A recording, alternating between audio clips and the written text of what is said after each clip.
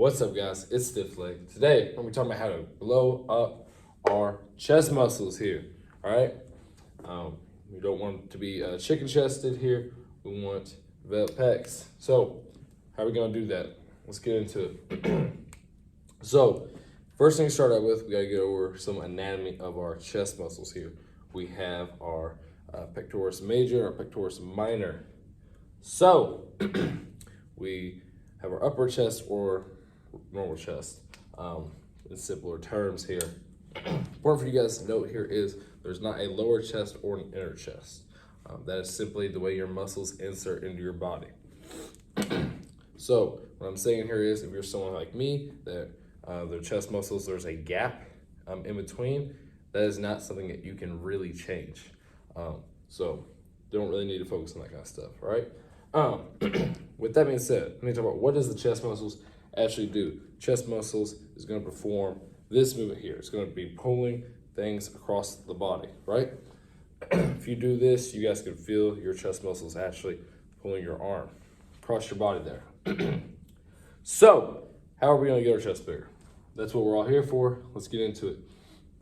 So, we have two things that we're going to focus on here. We have pressing movements and fly movements, all right? We're going to start out with pressing movements. Pretty sure most people are probably more familiar with that kind of stuff. So we're going to get into that first here. Me personally, I'm not partial to barbell, dumbbell, machine, really whatever's comfortable with you. Whichever you guys can progressively overload. That is, of course, just talking about purely from a muscle building standpoint. If you have other goals and aspirations, that could affect this, right?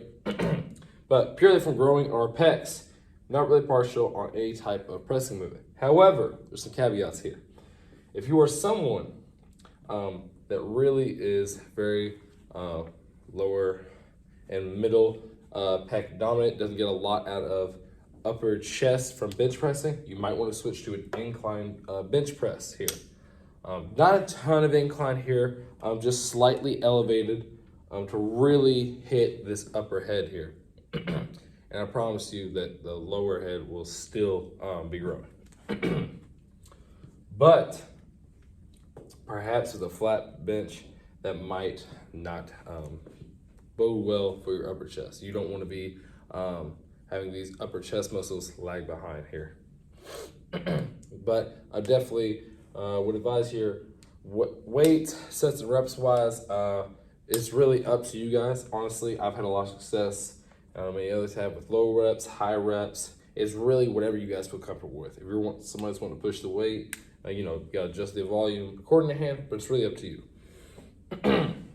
But some tidbits here to really hit our chest on this is put our arms as wide as we comfortably can. Now, when I say comfortably, that means that in the bottom of bench press, we should not feel discomfort in our shoulders. We gotta keep your shoulders healthy.